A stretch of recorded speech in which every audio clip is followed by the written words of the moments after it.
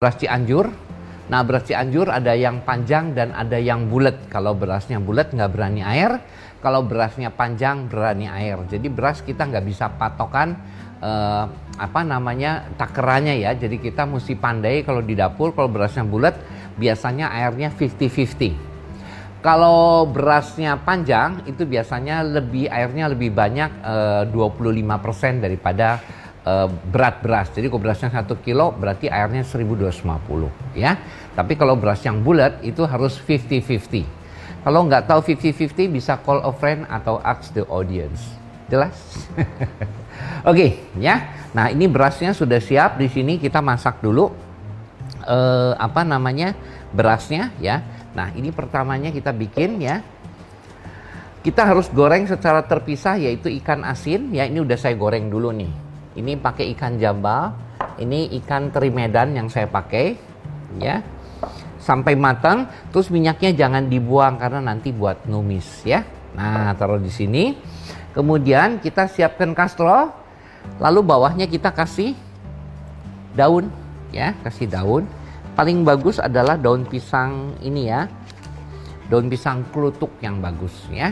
Kalau kasih daun pisang Ambon suka pahit nanti terus ada hijaunya kelihatan sekali ya. Kalau paling bagus adalah pisang klutuk ya, kecil ya. Taruh di bawahnya. Nah, nanti kalau di resep juga bisa dibaca di bawahnya tapi sebaiknya lihat caranya lebih baik ya. Lalu kita cuci berasnya sudah, lalu kita masukkan ke dalam kastrol tuh langsung. Tuh. Ini tadi dicuci jadi rada basah ya. Tuh. Nah, gitu. Nah, udah gitu lalu kita beri semua bahan yang ada di yaitu air, garam, dan chicken powder. Ini garamnya. Lalu kita kasih juga chicken powder. Tuh, ya. Nah, udah kasih chicken powder, baru kita kasih airnya.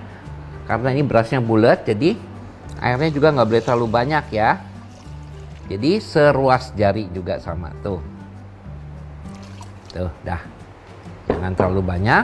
Udah tercampur rata. Beri bahan A, lalu panaskan di atas api sampai mendidih. Nah, ini kita taruh aja di sini di atas api, nggak usah ditutup ya. Sampai dia mendidih. Tuh, biarkan aja. Jangan ditutup dulu ya, biar dia mendidih terlebih dahulu ya. Nah, sambil menunggu dia mendidih, di sini saya akan menumis ya. Yang saya mau tumis adalah ini, bawang. Kita siapkan minyak yang tadi bekas goreng ikan asin. Ya, taruh di sini. Kita nyalakan juga.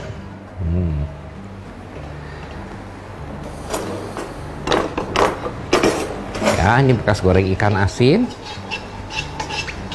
Nah, kemudian kita masukkan ke dalamnya ya, tumis bahan C yaitu sereh, daun salam, bawang merah, bawang putih, cabai rawit, minyaknya bekas tadi sama saya ada tambahan, saya mau kasih pete ya, nanti jadi enak ya, cuman ketiga bahan ini. Kita panaskan dulu biar panas.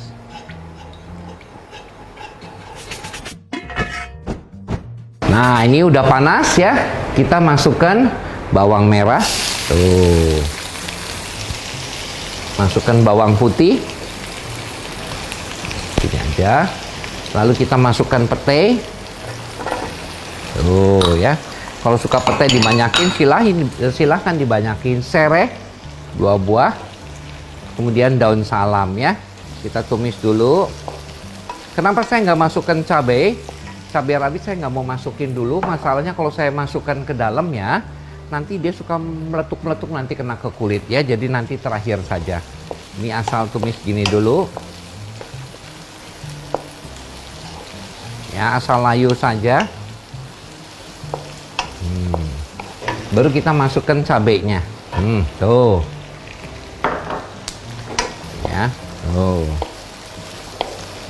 Ya, tuh. Cabai jangan sampai layu ya, biar utuh begini ya. Nah, sudah. Tuh. Ini udah kelihatan ya. Ini adalah bawang merah, bawang putih, apa namanya nih, apa daun salam, sereh, ya. Dia nggak pakai lengkuas, jangan pakai lengkuas ya.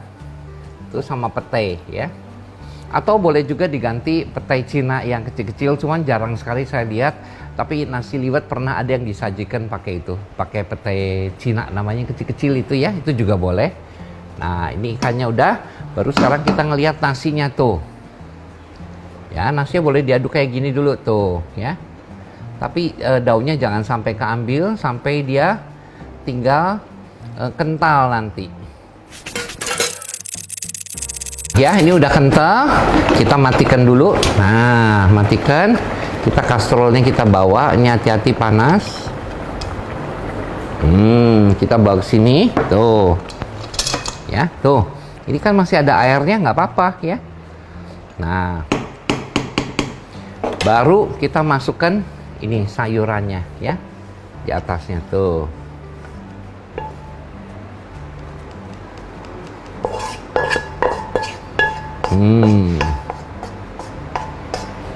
Sayurnya taruh di atasnya, biar ratakan dulu ya. Serehnya dimasukin ke dalamnya nasi boleh, supaya nanti wangi. Setelah itu kita kasih ikan asin tuh. Ya terserah Anda mau berapa banyak, saya campur sama jambal.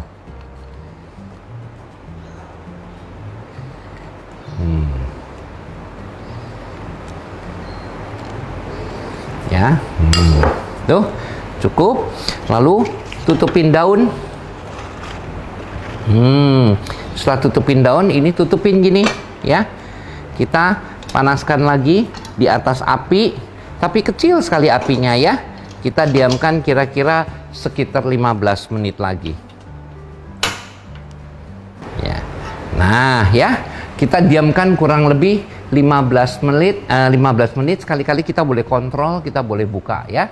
Jadi saya kasih tahu nasi liwet yang betul kalau kita makan di restoran, ya berarti dia masaknya harus begini. Tapi kadang-kadang kalau di restoran saya hampir ngelihat, karena sekarang orang kalau mau makan di restoran maunya cepat ya. Jadi kadang-kadang punya restoran juga kalau nunggu kayak gini kan lama. Jadi dia harusnya mendadak.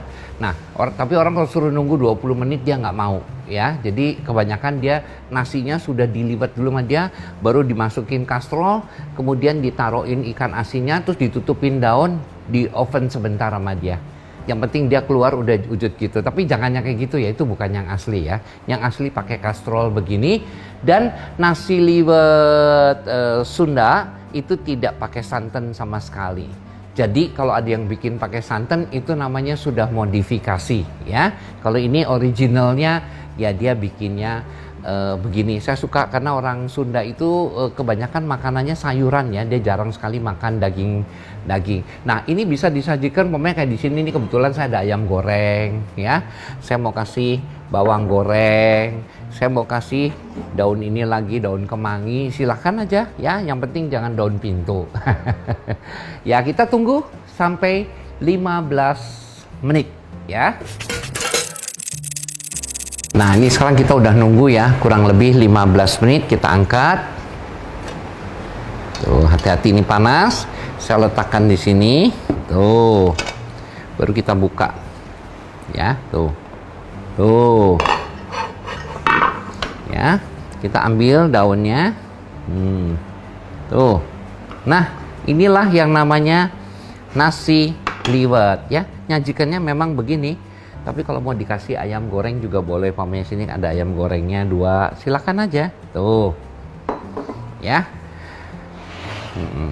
Nah, inilah yang namanya nasi liwet Sunda, ya. Cuman sebentar. Praktis bikinnya, nggak begitu repot, dan selamat mencoba.